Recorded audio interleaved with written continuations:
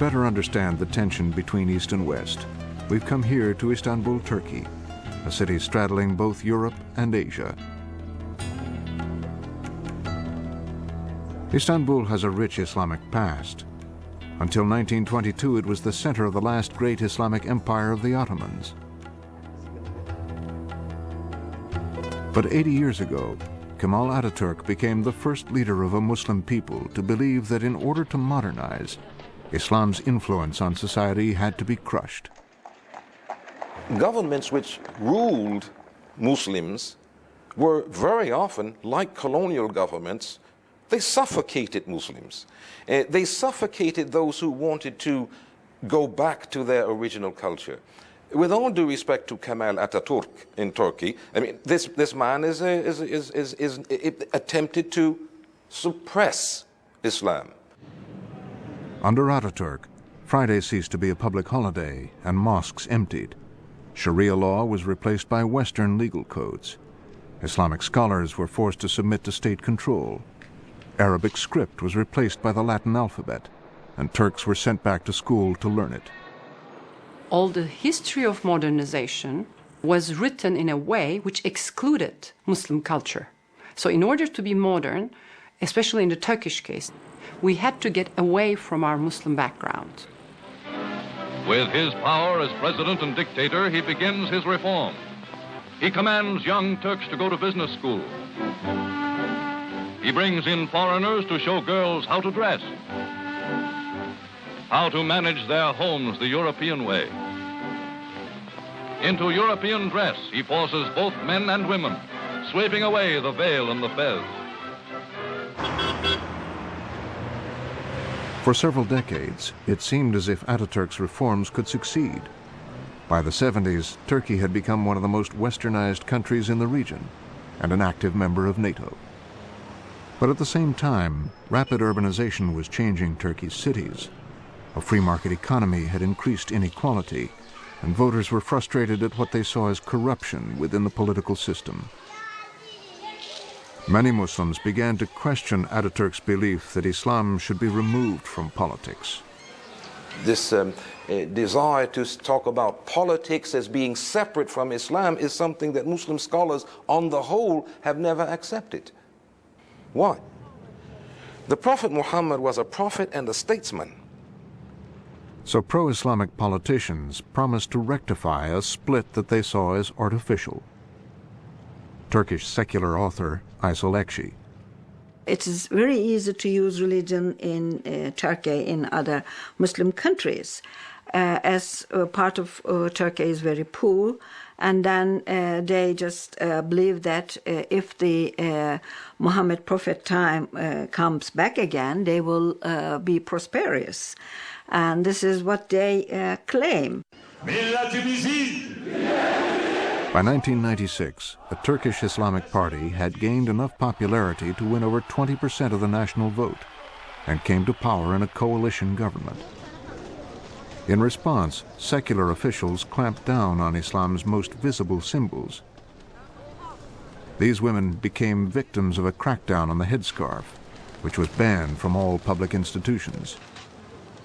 I was studying here, this university. For 3 years, I studied at Department of Physics. But the 4th year, I couldn't enter because of my headscarf. They said us, you are covering your head with hijab, with scarf. You couldn't enter this university. But I studied with my headscarf for 3 years. Yeah, this building is the library of Istanbul University, and we can't, with our headscarf, even in a library, we can't go, we can't enter, we can't search in there. If we allow the girls to cover their heads, one day we would be forced to cover our heads as well. We were frightened that if we had allowed them, they would turn Turkey into Iran. The headscarf isn't an object that represents a political party or a movement. In my opinion, it's not an instrument of propaganda. For me, the headscarf is about being religious and as a symbol of Islam. İslam'ın bir göstergesidir. I am not dangerous. I wasn't dangerous and I'm not dangerous. The vice rector of Istanbul University played a central role in enforcing the headscarf ban. She is Nur Sırtır. It was not only a matter of headscarf. With the headscarf, many other things have started to take place at the universities. For example, the students, they didn't want examinations or classes on Fridays.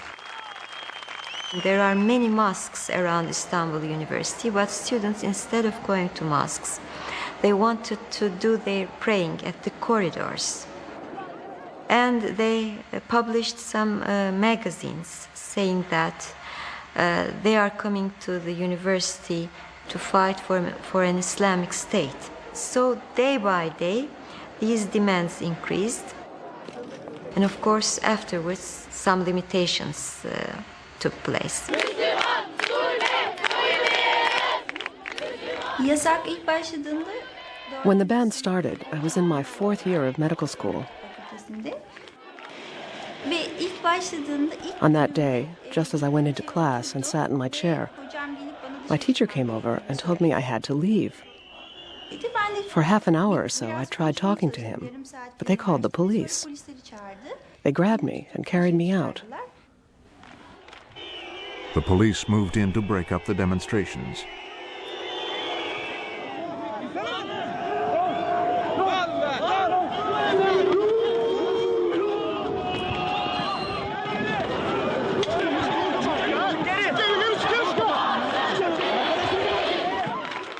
Islamic movement, in a way, follows the principle of identity movements that we observe in the West.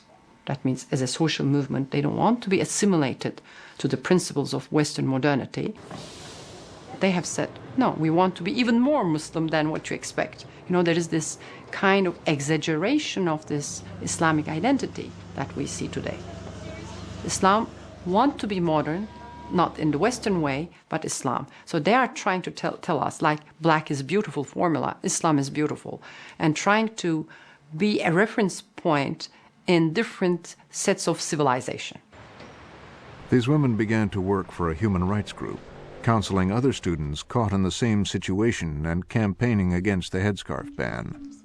But rather than the ban being lifted, the headscarf became the focus of a political crisis. In 1999, Merve Kavacha, a 30-year-old U.S.-educated software engineer with dual U.S.-Turkish citizenship, was elected as a deputy for the Islamic Party. She had worn a headscarf throughout her campaign, but when she attended the swearing-in ceremony, the parliament erupted. Her fellow deputy was Nazlı İlçak. When we walked into the room, perhaps 120 deputies just stand up and began to shout, "Out to Merve Kavacha, out, out, out."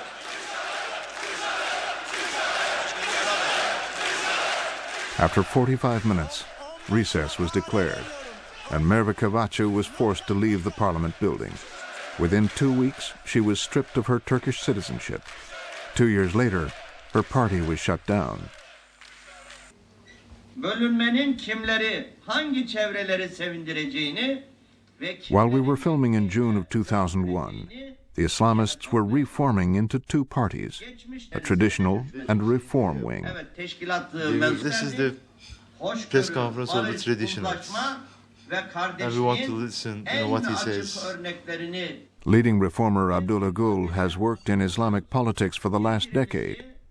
Murat Mercan is his main advisor.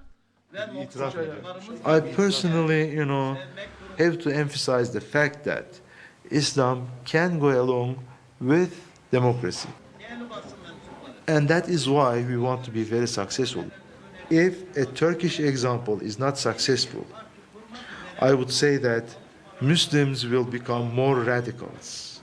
If you can't express yourself, your views, your values, in a democratic way, how can else can you express them? The headscarf ban remains in force in Turkey today.